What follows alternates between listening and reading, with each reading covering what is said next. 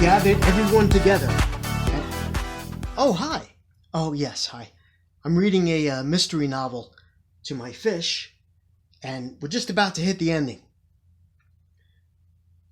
The detective walked around the room, eyeing his nervous suspects, walked up to blank, and said, "You are the murderer. Now, who was it?" "Come on, who was it? I read this whole book to you." "Come on, don't tell me you can't comprehend it. I gave you all the information." Fish. Well, back to the drawing board. All right, well, the fish couldn't understand it. They couldn't comprehend it, and I've worked so hard to try to teach them. However, there's a lot of stuff we can't comprehend either. So we're going to, back to the drawing board, we're going to look at something that no one can comprehend. No human being can comprehend. No animal. Nothing can comprehend. Although the animals, I believe, understand this better than the humans do. Something that I call the God Code. Okay, let me explain. Now, this is a very difficult way to teach, to preach on this thing, because it's not easy to understand. But I'm going to try to say it in a way where it's as simple as possible. Now, I'm a man of science, and I'm a man of math. I know, two of your favorite subjects, aren't they? I love science. I love math. Those two combined have really taught us a lot. We've been able to evolve the way we have because of science and math and biology, but that's really the science of biology. Science is really the definition of man's way of trying to figure out what God already knows. That's science. And there's nothing wrong with science. We need it. This is how we are where we are today. We need science. Okay. That being said, let me break this down. There's going to be a few videos on this because to comprehend it, as I said, in one fell swoop is going to be very difficult. I call this the God Code. And we're going to be a little bit closer to the board here. Here's the God Code. So let me write down what these are. Yeah, we got that. Okay. Obviously, these are numbers. And we have a $sign, an exclamation point, a question mark. We pretty much know what these things mean because we went to school. We learned how to see these as symbols. They're all symbols. They represent something else. Now, real quick, not that I'm digressing, our bodies are kind of representing what our spirits are. So this is us, this is our symbol, and when people see this symbol, they know who the spirit is. This is the same thing here. We know that's the number 1, 2, 3.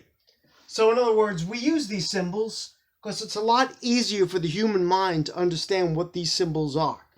Instead of writing out, let's do it in numbers.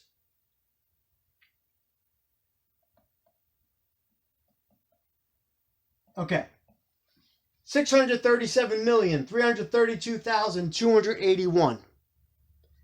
I could do that easily by writing symbols. Otherwise, I got to write out 600.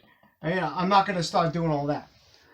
Our brains comprehend these symbols much faster than if we were to write this entire thing out in words.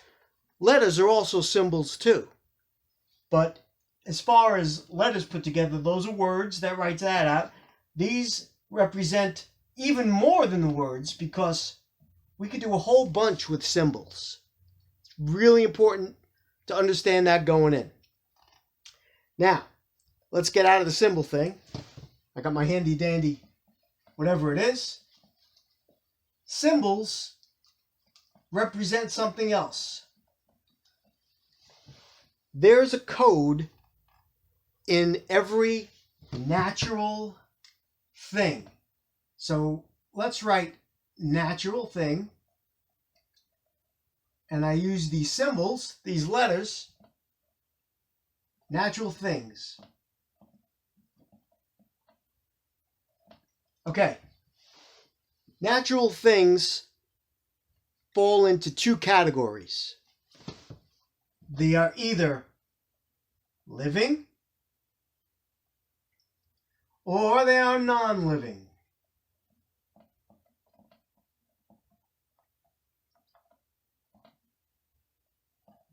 All right, we got that so far. God created all natural things. That's why we call it a natural thing. It's like nature. It's natural. It was created with a code that God is, God used, God invented.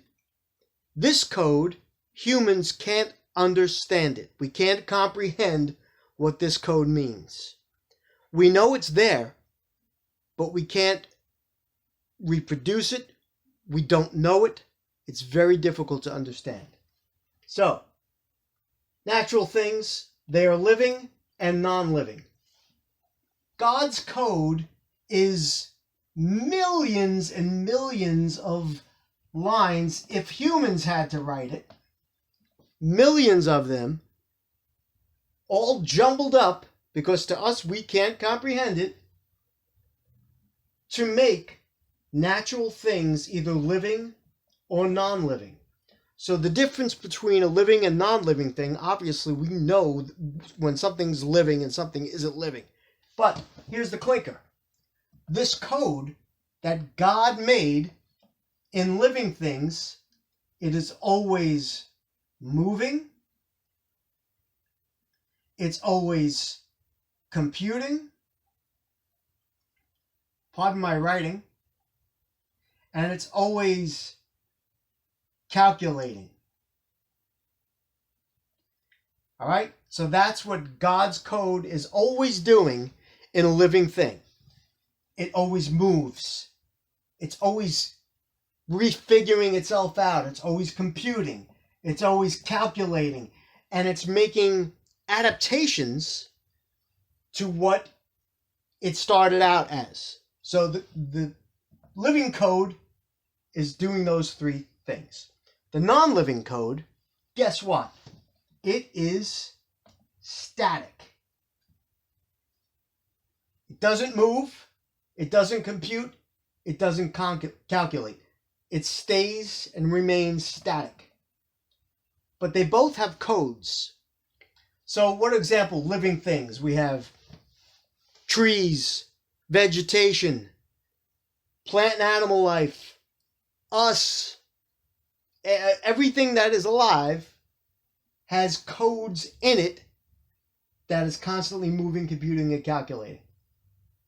Non-living things, rocks, stone, sand, dirt, clouds, they remain static code.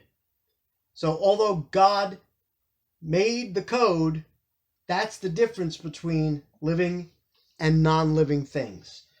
Once you could understand that, now we don't have to go through all this because we know when something is living or non-living. We don't have to know, well, what's the code? First of all, we'll never know the code.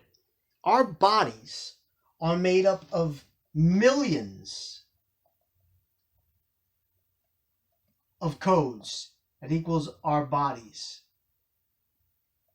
And I don't just mean human bodies. I mean every living thing has millions and millions of code. For instance, our bodies, human, have codes for our skeletal system, our nervous system, our skin, our organs. You don't need to know this code other than there are millions of codes at work in your body all day, and it constantly is moving, computing, and calculating. Just like animals, just like plants, things are always moving, computing, and calculating. Some code, let's see, when a little kid falls and skins his knee, he doesn't have to think about the code for his scab to go over his knee, to heal the wound, and eventually grow new skin. You imagine if we had to think about a code to start growing skin or to start healing ourselves if we get hurt? We can't think about it. Although some code in the form of what we call medicine from doctors can actually alter our code to make it back to our normal code. That makes sense? So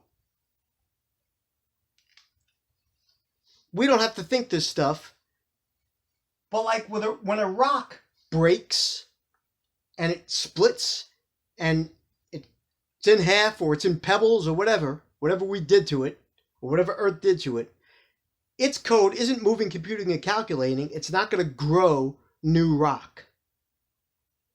You understand? It's not going to heal itself. It's non-living. So it doesn't heal itself because the code, which was put in place by God, a static one for them, doesn't do anything. It stays. Now, how come starfish can lose an arm? They lose one of their 5 points, and then it grows back. Why does that happen? If we lose an arm, God forbid, if we lose an arm, we can't grow an arm back. How come this stupid starfish can? Because in that starfish's code, it is able to do that. Our code isn't able to do that because we're not designed that way. And we are designed.